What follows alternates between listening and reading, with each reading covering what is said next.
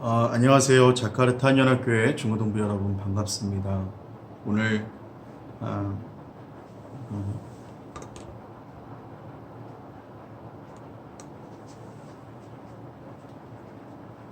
다시요.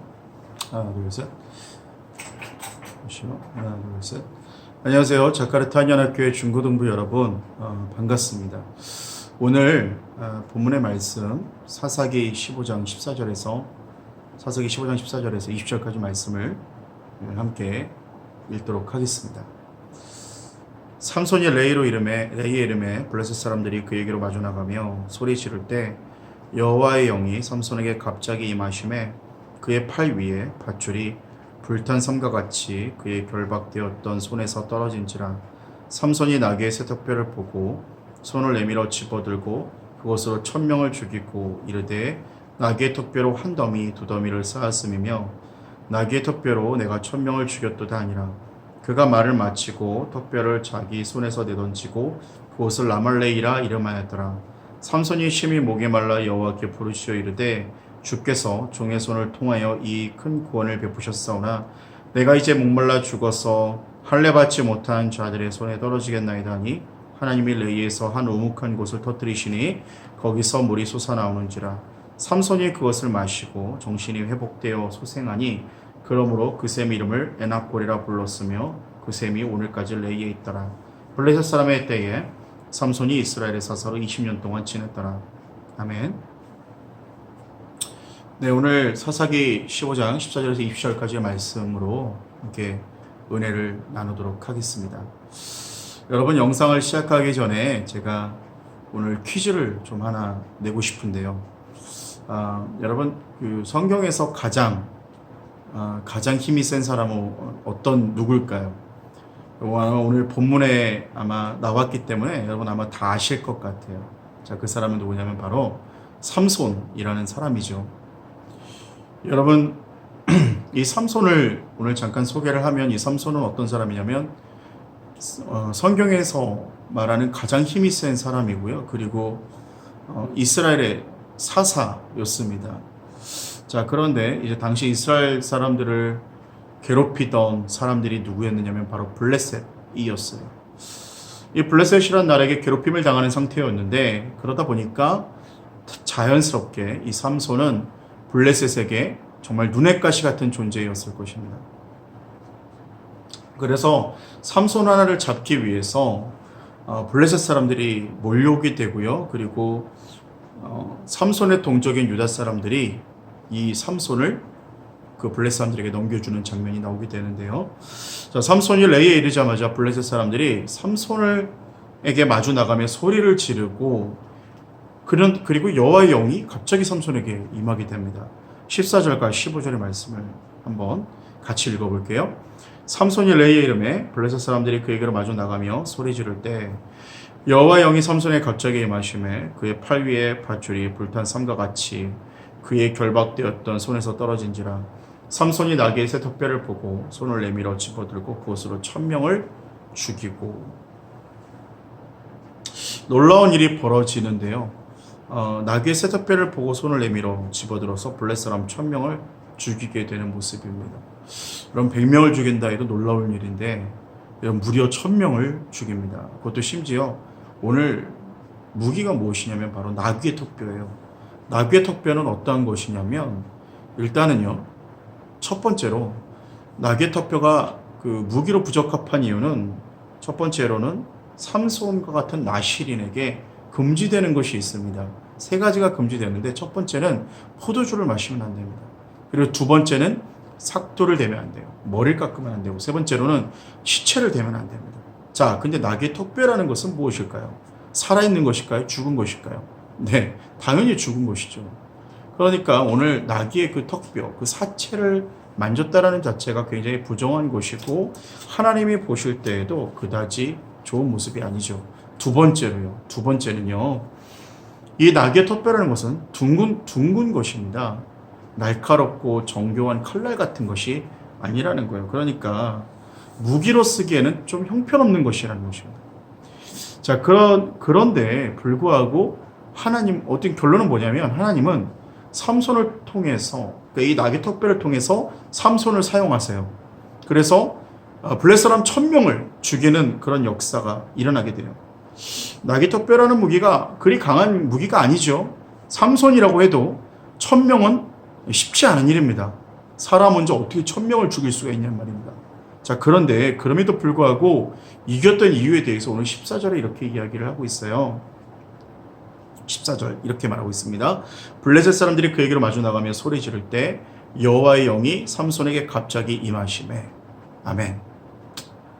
여호와의 영이 갑자기 삼손에게 임하셨다라고 이야기를 하고 있습니다. 여러분, 하나님이 쓰시는 사람은 어떤 사람이겠습니까? 물론 부정할 수도 있고요. 좀 못나고 무기로 쓰기에는 적합하지 못한 모습일 수도 있지만 하나님의 영이 임하니까 쓰임 받았다라는 거예요. 하나님의 영이 임하니까. 우리도 마찬가지예요. 역으로 한번 생각해 볼까요? 신앙 혈통이 좋은 사람 있죠. 예를 들면 부모님뿐만 아니라 할아버지, 할머니, 증조할아버지, 고조할아버지까지 나는 정말 다 믿는 가정이고, 목사님이 한 4대째 목사님이야. 장로님이 4대째고 집사님이 4대째야.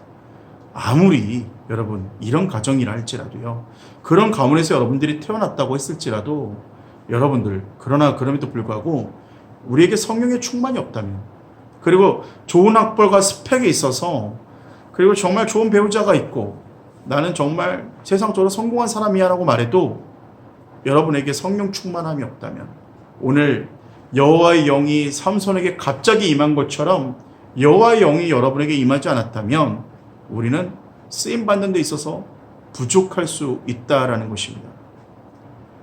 어떤 사람이 쓰임받나요? 위대한 전도자 찰스 피니는 맨해튼 거리에 주저앉아서 잃어버린 영혼들을 바라보며 저들은 지옥에 가는데 주님, 저는 어떻게 할까요? 저는 무엇을 할 수 있을까요? 라며 부르짖으며 하나님 앞에 울부짖었다고 해요. 여러분, 정말 성령 충만한 사람이잖아요. 저는 정말 성령 충만한 사람은 예수님의 지배를 받는 사람입니다. 그러니까 예수님의 지배를 받는다는 사람은, 성령님의 지배를 받는 사람은 어떤 특징이 있겠어요? 예수님의 그 소망, 성령님의 소망, 잃어버린 영혼을 구원하는데 같은 애절함이 있는 사람이겠죠. 자, 여러분, 우리가 쓰임받을 수 있는 조건은 무엇이냐? 바로 성령의 충만함, 예수님의 지배를 받는 것, 성령님의 지배를 받는, 그것이 바로 우리가 쓰임받을 수 있는 조건이고 자격입니다. 16절에서 19절까지의 말씀이 또 이렇게 나오고 있어요. 한번 읽어드릴게요. 자, 이르되 나귀의 턱뼈로 한 더미 두 더미를 쌓았으며 나귀의 턱뼈는 내가 1000명을 죽였도다 하니라. 그가 말을 마치고 턱뼈를 자기 손에서 내던지고 그곳을 라말레이라 이름하였더라. 삼손이 심히 목이 말라 여호와께 부르짖어 이르되 주께서 종의 손을 통하여 이 큰 구원을 베푸셨사오나 내가 이제 목말라 죽어서 할례받지 못한 자들의 손에 떨어지겠나이다 하니 하나님이 레이에서 한 우묵한 곳을 터뜨리시니 거기서 물이 솟아나오는지라. 삼손이 그것을 마시고 정신이 회복되어 소생하니 그러므로 그 샘 이름을 에나골이라 불렀으며 그 샘이 오늘까지 레히에 있더라. 아멘.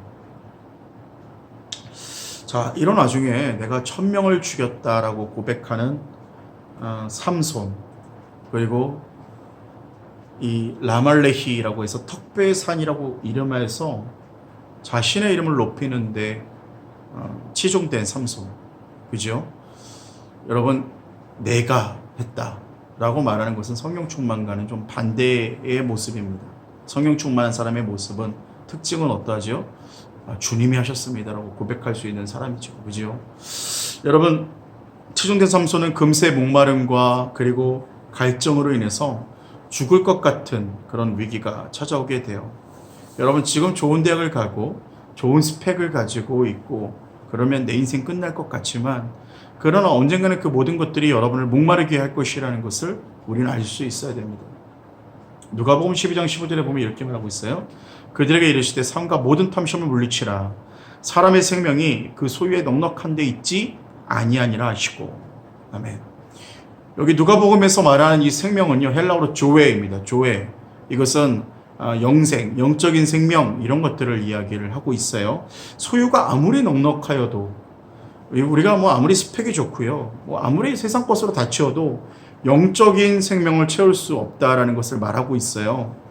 코로나 사태 이후에 한 북한의 성도가 한 단체로 편지를 보낸 것을 보았는데요. 이렇게 좀 소개를 할게요. 기도하며 삶을 살아가는 희망을 가집니다. 국경 지역보다 평양, 신의주 지역에 전염병이 퍼져서 상태가 매우 심각합니다. 굶어 죽느냐, 전염병에 걸려 감염되어 죽느냐, 매 한 가지 절망 상태이지만 그분을 알고 난 다음부터 두려움이 사라졌습니다. 다시 한번 감사합니다. 조선 신의주에서. 예수님을 알고 난 이후부터 두려움이 사라졌습니다. 이 북한의 성도가 코로나, 그리고 굶어 죽거나 코로나로 죽거나 매 한 가지 절망 상태라고 말을 하죠.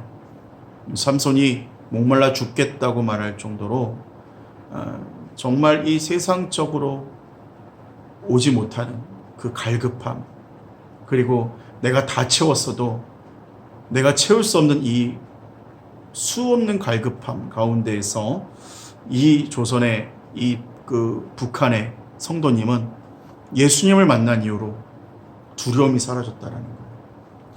영적인 생명, 조회가 채워졌다라는 것이죠. 여러분, 그렇습니다. 이 시대를 살아갈 마지막 힘은 무엇이냐? 바로 살아계신 예수님을 내가 생명으로 만나는 것이에요.